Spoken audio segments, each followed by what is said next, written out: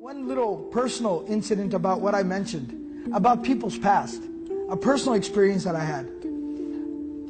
I was at a masjid where I was leading the prayer.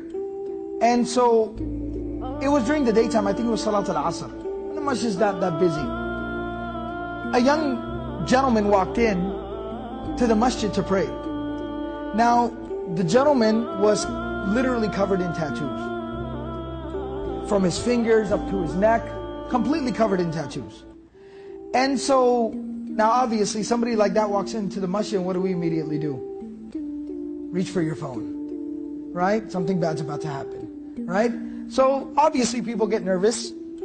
So we were actually walking in for the prayer, the iqamah was being called. I said, Assalamu alaikum, he said, Wa alaikum assalam. We went in and we prayed.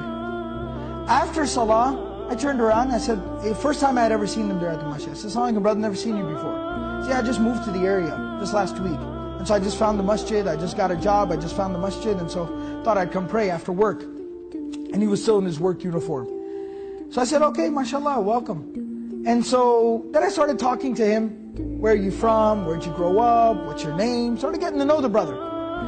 And he starts talking and talking, and he starts telling me his story, kind of his story. And he says that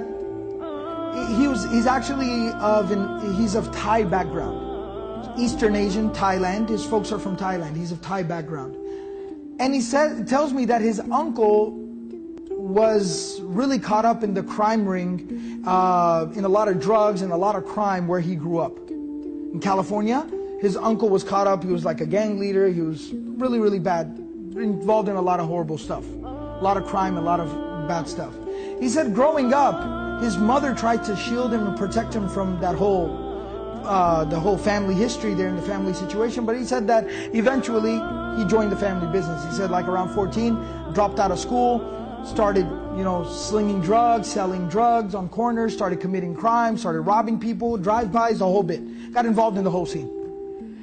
And he said by the time I was 23 years old, I'd already been to prison twice. Horrible life, just crime all the time. And he said when I was 23 years old, I was arrested for the third time. Now in California, they have 3 strikes. And you're in jail for life. That's it, you're done. So he said I was arrested for the third time, and he said I was sitting in jail at night. The next morning I was going to be presented, I was going to be arraigned, presented before the judge. And he said sitting there at night, I realized this is my 3rd strike. And he said, at that moment, it finally hit me, my life is over. My life is over. I'm 23, and my life is over.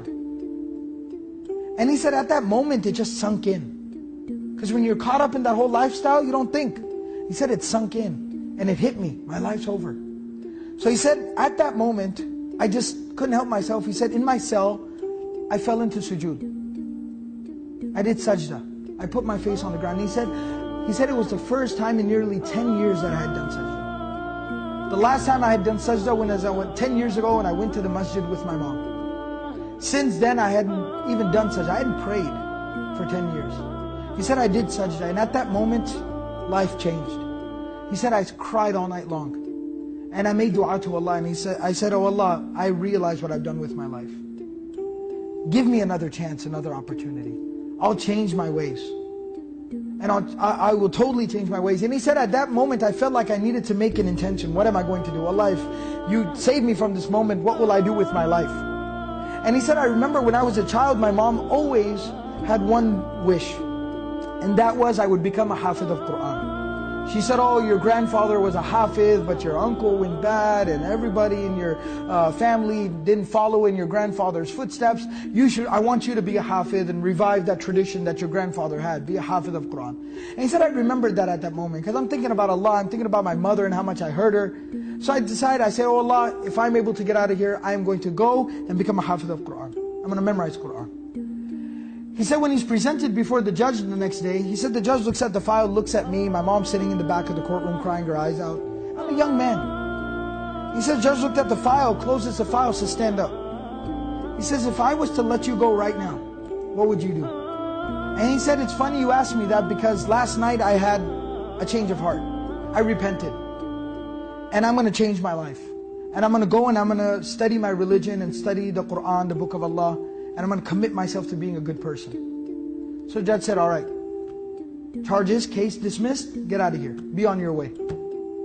He said, I walked out of the courtroom, my mom is crying, can't believe that this happened. He said, I asked her, Mom, how much money you got in your pocket? How much money you got in your purse? She pulled out 40, 50 bucks. My uncles were there. Give me whatever cash you got. He said, I got about a couple of $100. I said, somebody drive me to the bus stop right now. Drive me to the bus stop right now. He said he jumped on a bus, rode a bus to the nearest major Islamic center, found out where's their Quran memorization program. 23-year-old man, just literally no clothes. He said, I had nothing.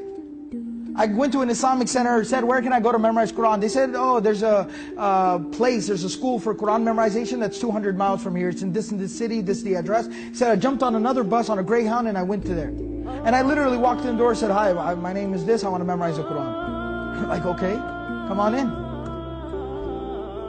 The man tells me, he was 23 years old at the time. He memorized the entire Quran. This young man didn't even know how to read Alif, Ba, Ta, Tha. He started from scratch. He memorized the entire Quran cover to cover in 8 months. 8 months he memorized the entire Quran. I've had him lead prayer. I've heard him read. Beautiful recitation. Knows his Quran. And today, years later, a husband and a father. And his children, when you see his children, the adab, the character that they have, he himself personally is making his children memorize Quran. Amazing. People's past and what they can become.